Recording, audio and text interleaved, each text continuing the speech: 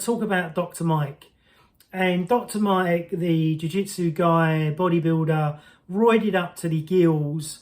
I don't like him at all.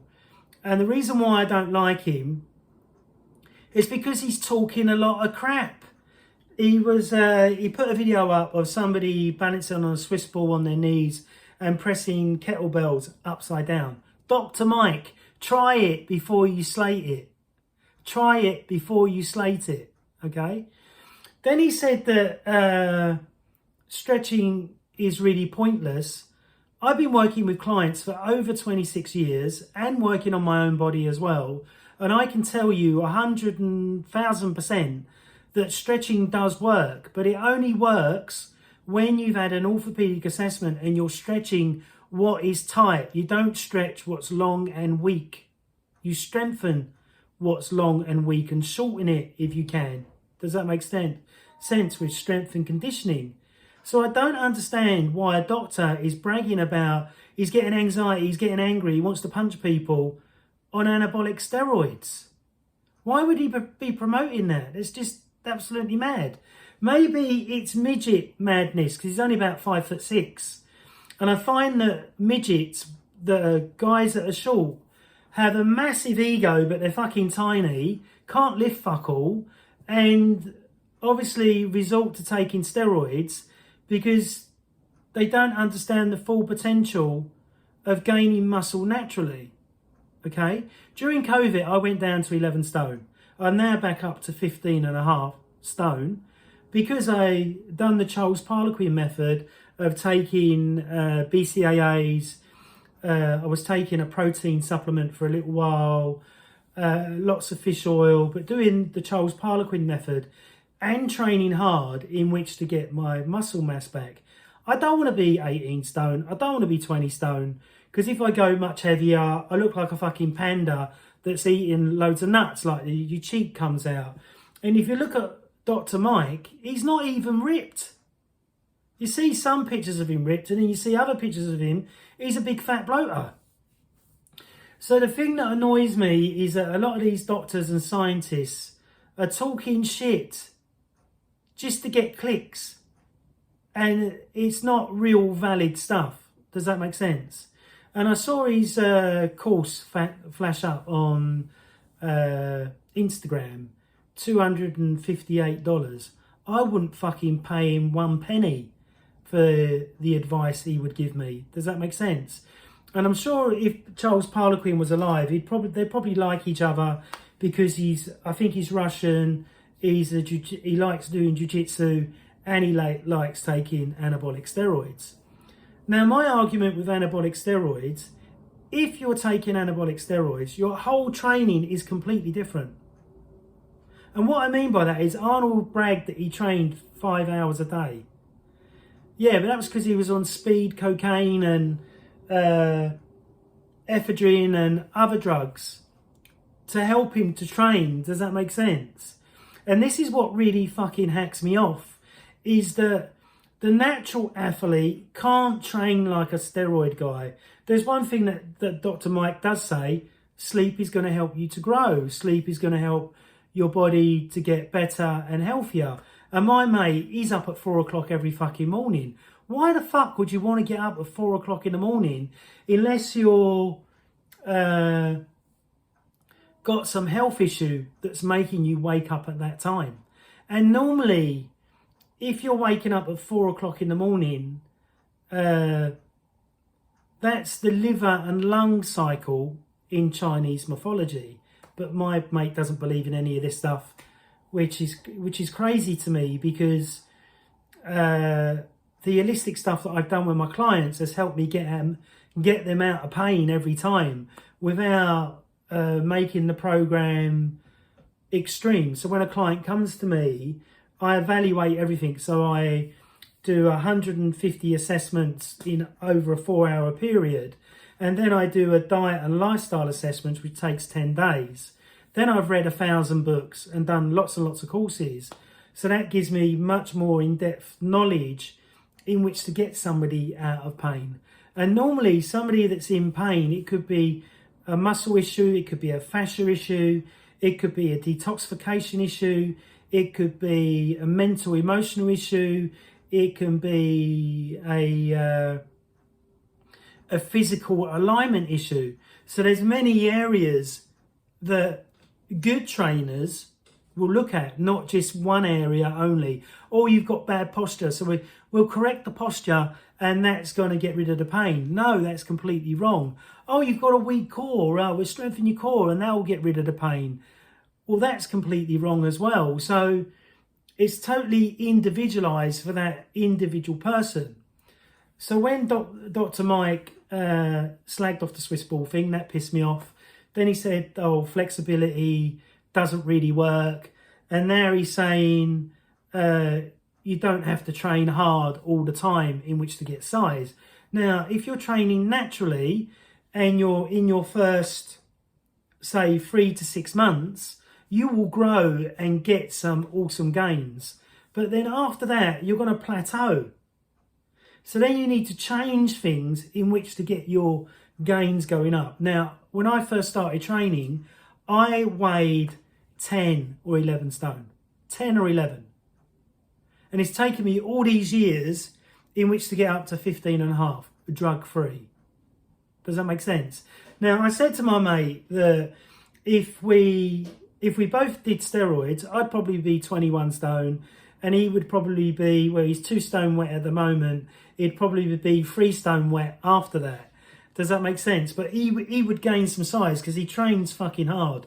So I give him huge amounts of respect for training hard, but I don't agree with fucking waking up at 4 o'clock in the morning. What the fuck are you going to do that for when you're going to bed at 11 o'clock at night? And that's, you probably don't drop off to sleep till 12 o'clock.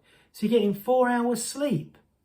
I couldn't live like that. I've got to get at least 8 or 9 hours in which to get recovery and to feel good and for my brain to function well. But I know as we age, melatonin drops down. So older people, me and my mate are in our 50s, sleep less because of the melatonin is less. But if you supplement with melatonin, you can increase your sleep and sleep better. Does that make sense? So I believe that Dr. Mike is a bit of a fake. I would never do one of his courses, never in a million years, because I just don't like the bloke and he just rubs me up the wrong way.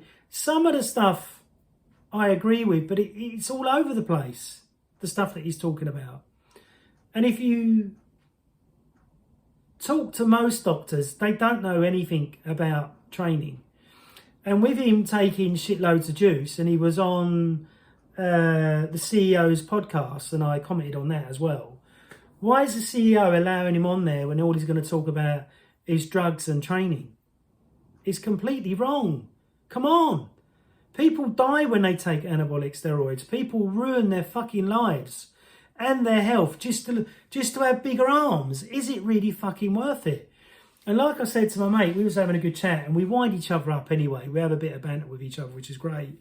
And we were saying that if me and him were on gear together, we'd end up fucking fighting everybody because we're both alpha males and we get aggressive when people piss us off. And that's part of our character, if that makes sense. I'm not a pussy. We're both, like, my mate's done wrestling.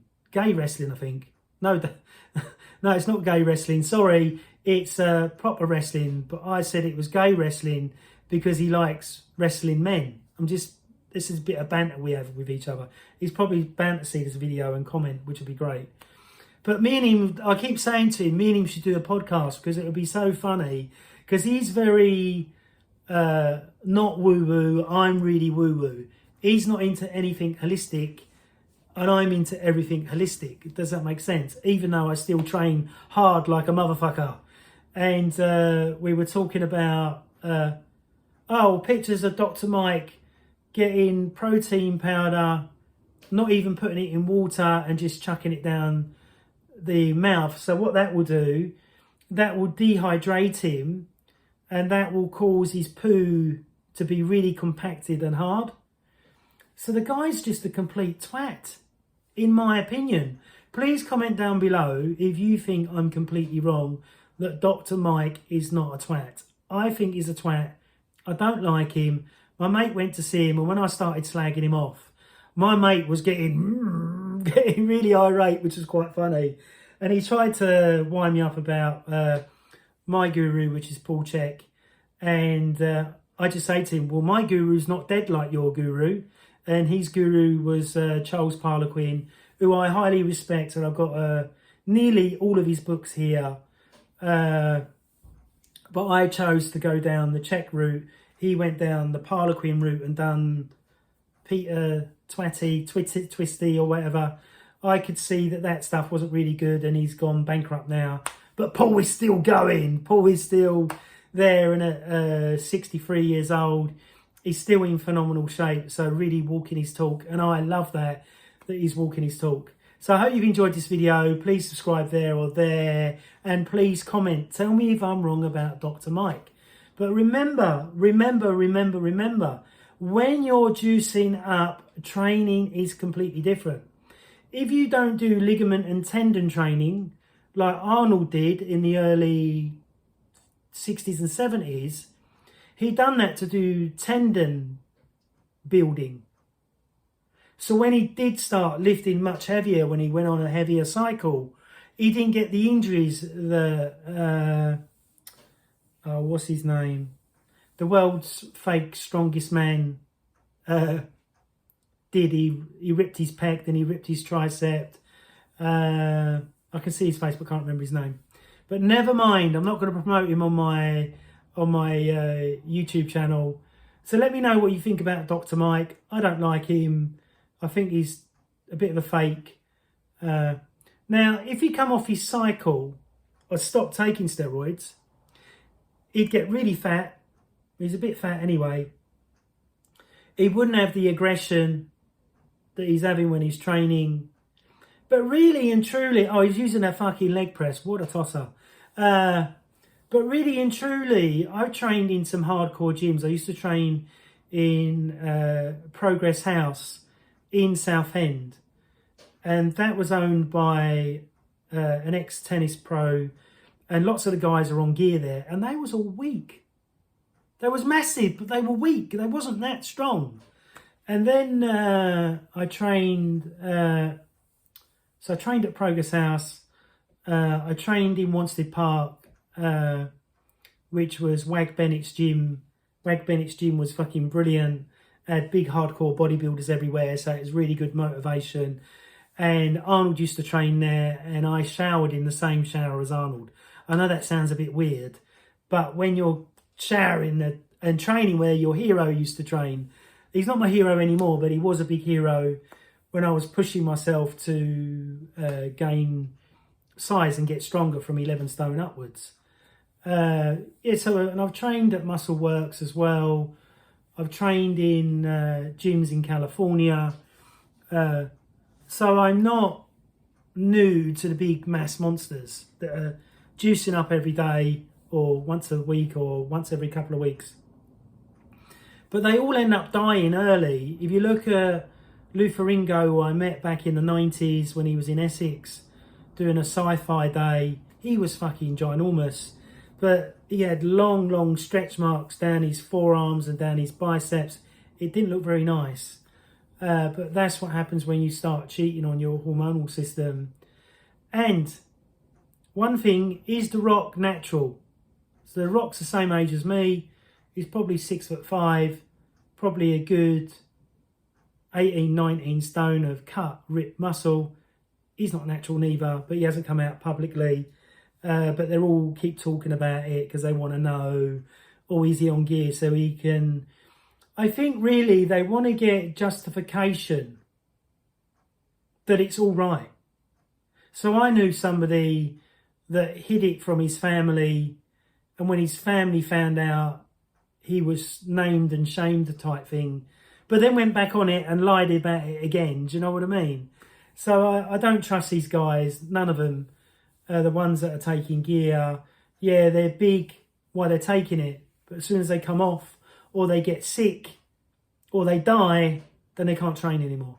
I'm hoping to still train when I'm 90 or 80, still working out, still looking after myself. That is what is important to me. I will never, ever, ever promote steroid products, because I know if you've got a ligament, same with growth hormone, if you've got a ligament tumour in your body, it will make it grow. And this is why you have to be careful about the milk that you drink. If you drink raw, unprocessed milk, it doesn't have any growth hormone in it and other things that can really wreck your inner system. And if you don't believe me, read the book Milk the Deadly Poison. If you read that book, you'll never drink any pasteurized milk again.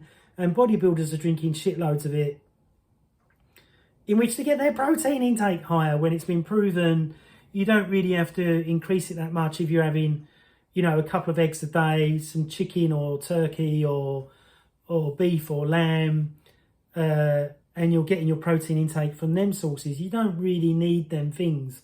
But when I was training 2 years ago, yeah, in which to gain my muscle back, I just wanted to try everything I could in which to get my size back, because being skinny was fucking horrible. I didn't like it. All right, so I hope you enjoyed this video.